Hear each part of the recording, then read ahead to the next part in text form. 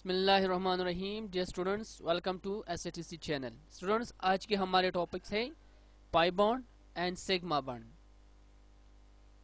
Students, ये बहुत ही interesting topics हैं, बहुत ही इंफॉर्मेटिव टॉपिक्स हैं, तो काइंडली आप इस टॉपिक को लास्ट तक ज़रूर देखें ताकि केमिकल बॉन्ड का कॉन्सेप्ट जो है आपको आसान भी हो जाए और क्लियर भी हो जाए। तो चलो स्टार्ट लेते हैं कि पाई बॉन्ड और सिग्मा बॉन्ड क्या होते हैं। Sigma bond, it can be defined as sigma bond is a covalent bond formed by head-on overlapping up to atomic orbitals। देखिए, सिग्मा बॉन्ड ये वो बॉन्ड है जिसमें दो ऑर्बिटल्स जो हैं एक दूसरे के साथ ओवरलैप करते हैं, लेकिन वो कैसे ओवरलैप करते हैं? हेड ऑन, मतलब हेड टू हेड वो एक दूसरे के साथ मिलते हैं और एक दूसरे की ओवरलैप हो जाते हैं, एक दूसरे के ऊपर आ जाते हैं। तो ऐसे कोवेलेंट, उसके नतीजे में जो कोवेलेंट बॉन्ड बनता है उसको कहते हैं सिग्मा बॉन्ड। मैं फिर से रिपीट कर रहा हूं, sigma bond is a covalent bond form by head on overlapping of two atomic orbitals. जब दो atomic orbitals head to head एक दूसरे के साथ ओवरलैप करते हैं तो ऐसे में जो बॉन्ड बनता है, ऐसे में जो कोवेलेंट बॉन्ड बनता है, that we call the sigma bond. अब सिग्मा बॉन्ड की जो है एग्जांपल आगे हम डिटेल के साथ स्टडी करते हैं। जी देखिए स्टूडेंट्स, यहां मैंने सिग्मा बॉन्ड का एक एग्जांपल शेयर किया है जिसमें हाइड्रोजन और हाइड्रोजन जो है वो मिलते हैं और मॉलिक्यूलर हाइड्रोजन बन जाता है। ऐसे में ये केमिकल रिएक्शन आप देख सकते हैं। तो ये एक तो यहाँ पे मैंने हाइड्रोजन की जो इलेक्ट्रॉनिक कॉन्फ़िगरेशन है वो आपके साथ शेयर किया है कि हाइड्रोजन के एटॉमिक नंबर 1 है और उसका जो कॉन्फ़िगरेशन है वो 1s1 है, यानी इसके पहले s ऑर्बिटल में एक इलेक्ट्रॉन है। क्योंकि ये भी हाइड्रोजन है तो यही कॉन्फ़िगरेशन इसी का भी है। तो जब ये दो हाइड्रोजन एक दूसरे के साथ मिलते हैं, यानी इनकी ऑर्बिटल स्पेशली ये जो आप ये येलो सर्कल आप देख सकते हैं, तो एक्चुअली ये मैंने एस ऑर्बिटल को यहां पे रिप्रेजेंट किया है बाय दिस येलो सर्कल। तो ये इसका एस ऑर्बिटल है जिसमें एक इलेक्ट्रॉन यहां पे इस एरो के साथ मैंने रिप्रेजेंट किया है। अब ये दूसरा हाइड्रोजन है, इसका भी ये एस ऑर्बिटल है और इसमें भी एक इलेक्ट्रॉन है, लेकिन मैंने इसको इस तरह किया है कि फर्ज करें इसका जो इलेक्ट्रॉन है वो क्लॉकवाइज है तो ये वाला एंटी क्लॉकवाइज है। ये अपोजिट स्पिन, ये जो एरो की अपोजिट डायरेक्शन आप देखते हैं इसका मतलब है अपोजिट स्पिन। और ये हमने वैलेंस बॉन्ड थ्योरी में ये पॉइंट भी, ये पोस्टुलेट भी एक्सप्लेन किया था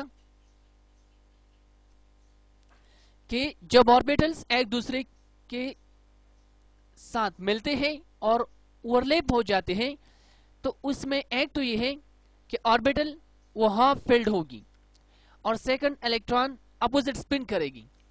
तो आप इस तरह मानिए कि ये जो हाइड्रोजन है इसमें आप देखें तो ये भी हाफ फिल्ड है, क्योंकि एस ऑर्बिटल में 2 इलेक्ट्रॉन आ सकते हैं, लेकिन इसकी एस ऑर्बिटल में 1 इलेक्ट्रॉन है और इसके भी एस ऑर्बिटल में 1 इलेक्ट्रॉन है। लेकिन यहाँ पे मैंने अपोजिट स्पिन के लिए अपोजिट डायरेक्शन ये एरोहेड के साथ रिप्रेजेंट किया। आप इस तरह समझे कि ये इसका जो इलेक्ट्रॉन है वो क्लॉकवाइज स्पिन करता है और ये जो इलेक्ट्रॉन है ये एंटी क्लॉकवाइज स्पिन करता है। तो ऐसे में जब हाइड्रोजन हाइड्रोजन मिलते हैं, उनकी ये एस ऑर्बिटल ओवरलैप करती है तो इनके बाद इनकी बीच जो कोवेलेंट बॉन्ड बनता है तो वो सिग्मा बॉन्ड है। तो ये हमारे साथ सिग्मा बॉन्ड का एक एग्जाम्पल है। तो यहां से ये चीज भी आप जहन में रखें कि जब भी एस ऑर्बिटल्स मिलते हैं तो ऐसे में सिग्मा बॉन्ड बन जाता है। स्टूडेंट्स ये एक दूसरा एग्जांपल है सिग्मा बॉन्ड का कि एक्चुअली यहाँ पे जब हाइड्रोजन और क्लोरीन मिलते हैं तो HCl बन जाती है हाइड्रोक्लोरिक एसिड। अब हाइड्रोजन का जो कॉन्फ़िगरेशन है वो यहाँ पे 1s1 और क्लोरीन का कॉन्फ़िगरेशन मैंने यहाँ पे लिखा है, लेकिन आगे ये कॉन्फ़िगरेशन मैंने डिटेल के साथ इस तरह किया है कि हाइड्रोजन की फर्स्ट s ऑर्बिटल में 1 इलेक्ट्रॉन, और इसी तरीके से ये कॉन्फ़िगरेशन है, पूरा कॉन्फ़िगरेशन है क्लोरीन का। अब क्लोरीन का कॉन्फ़िगरेशन जो है यही आप देख सकते हैं यहाँ पे कि 1s2 2s2 2p6 3s2 3p5। तो यहाँ पे एक्चुअली अगर आप देखें, ठीक है, p जो है p ऑर्बिटल ऑलरेडी आप लोगों ने पढ़ा है कि p ऑर्बिटल 3 डायरेक्शन में होती है। p orbitals are in 3 dimension, x direction, y direction and z direction. तो देखें यहाँ पे 2p में 6 इलेक्ट्रॉन है, तो एक्चुअली इसमें 2 इलेक्ट्रॉन जो है वो x डायरेक्शन में है, 2 इलेक्ट्रॉन y डायरेक्शन में है और 2 इलेक्ट्रॉन z डायरेक्शन में है। फिर इसके बाद है 3s2, तो ये देखिए 3s इसमें 2 इलेक्ट्रॉन अपोजिट स्पिन के साथ। इसके बाद 3p5, तो देखिए ये थर्ड शील का जो p ऑर्बिटल है इसमें ऑलरेडी हम एक एक इलेक्ट्रॉन लगाएंगे, लेकिन इसमें अगर आप देखें तो y और z ऑर्बिटल जो है वो पूरे हैं, लेकिन इसमें x का जो एक ऑर्बिटल है वो क्या है, इनकम्प्लीट है, जो कि हाफ फील्ड है। यहाँ आप देख सकते हैं मैं जो पॉइंट कर रहा हूँ ये इसका हाफ फील्ड ऑर्बिटल है क्लोरीन का। तो अब ये जो इलेक्ट्रॉन है ये यहाँ पे जो है क्या करेगा, इसके साथ जो है वो मिलेगा, ठीक है। तो ये s ऑर्बिटल जो है इसके थर्ड p जो x डायरेक्शन में ऑर्बिटल है इसके साथ ओवरलैप करेगा। लेकिन यहाँ पे आप देख सकते हैं कि ये एरो है, लेकिन बहरहाल आप इसको इनमें से एक को अपोजिट ले लें, ठीक है। तो जब ये दो ऑर्बिटल्स ओवरलैप करते हैं तो उनकी बीच जो बॉन्ड बन जाती है उसको हम कहते हैं कोवेलेंट बॉन्ड। और आप जहन में रखें कि अब यहाँ पे जो सिग्मा बॉन्ड है, ठीक है, ये भी सिग्मा बॉन्ड है, क्योंकि यहाँ पे आप डायग्रामेटिकली देख सकते हैं ये क्लोरीन का जो है वो क्या है, p ऑर्बिटल है जो कि x डायरेक्शन में है, और ये हाइड्रोजन का s ऑर्बिटल है। ये जो व्हाइट सर्कल आप देख सकते हैं और ये जो डंबल शेप आप देख सकते हैं, तो ये दोनों क्या है, ऑर्बिटल्स है। ये राउंड सर्कल जो है ये हाइड्रोजन का s ऑर्बिटल है, और ये जो डंबल शेप है ये क्लोरीन का क्या है, p ऑर्बिटल है जो कि x डायरेक्शन में है। अब ये दोनों ओवरलैप कर चुके हैं यहाँ पे, तो इनके बीच जो बॉन्ड बन गया है वह है सिग्मा बॉन्ड। तो ये हमारे साथ सिग्मा बॉन्ड का एक दूसरा एग्जांपल था। अब इसके बाद सिग्मा बॉन्ड का एक और एग्जांपल हम लेते हैं। यहाँ पे जब एग्जांपल मैंने इस तरह लिया है कि क्लोरीन और क्लोरीन रिएक्ट करते हैं तो वो Cl2 बन जाती है, ठीक है। अब ये क्लोरीन का जो है क्या है हमारे साथ इलेक्ट्रॉनिक कॉन्फ़िगरेशन है, क्योंकि ये भी क्लोरीन है जी। तो ये दोनों क्लोरीन है और दोनों की इलेक्ट्रॉनिक कॉन्फ़िगरेशन सेम होगी।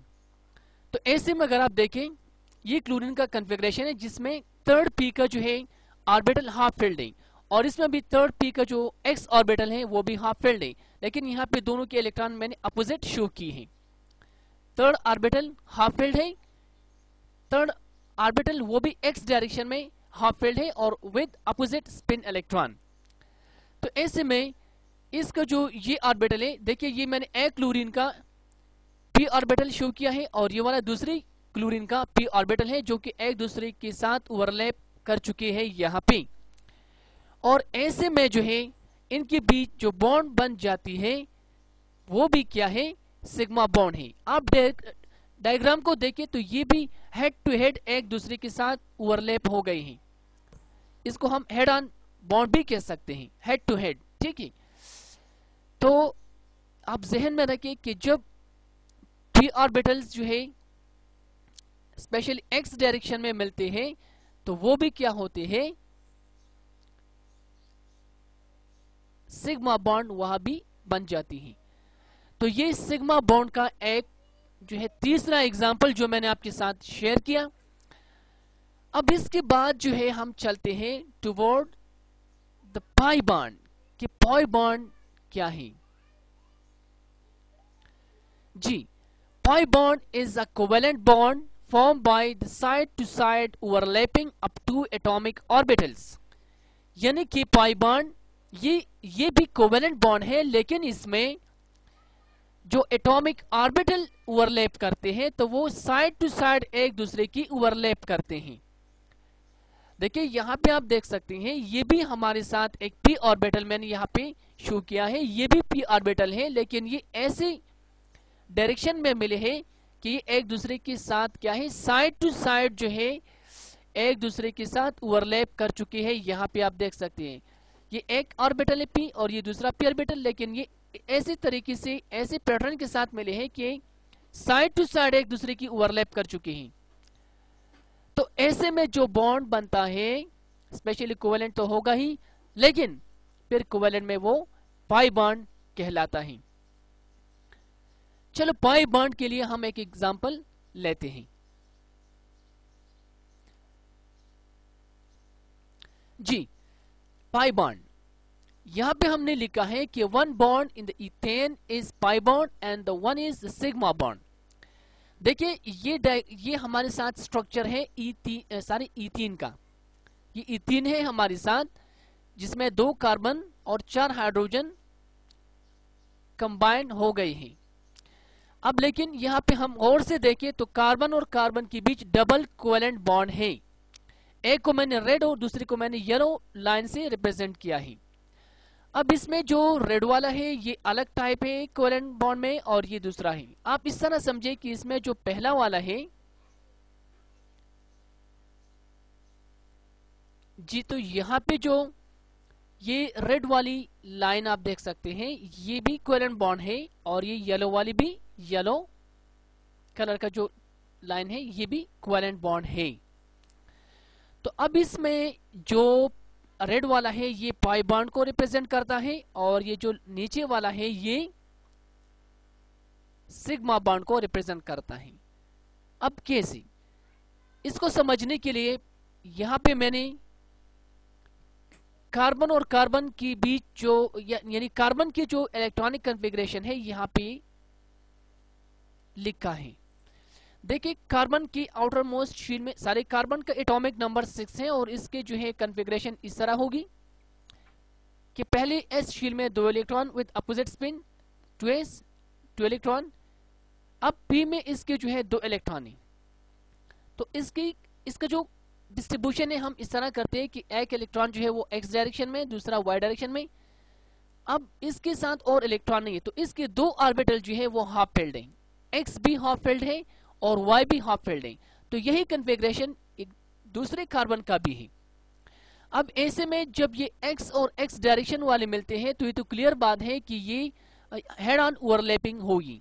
जब x और x ऑर्बिटल मिलेगी तो यहाँ पे कौन सा ओवरलैपिंग होगा, यहाँ पे हेड ऑन ओवरलैपिंग होगा। जबकि जो y डायरेक्शन वाले ऑर्बिटल्स कंबाइन होंगे, ओवरलैप होंगे, तो वहां पे क्या होगा, वहां पे साइड वाइज जो है ओवरलैपिंग होगी, और उसी साइड वाली ओवरलैपिंग को हम कहते हैं पाई बॉन्ड। तो इसका मतलब है कि in case of ethene carbon और कार्बन के बीच 2 जो है कोवेलेंट बॉन्ड है, डबल कोवेलेंट बॉन्ड है, जिसमें एक पाई बॉन्ड है और दूसरा जो है वो सिग्मा बॉन्ड है। तो dear students, it was all about the sigma bond and pi bond. Any question about this topic? So you can ask, and till next lecture, take care and Allah Hafiz.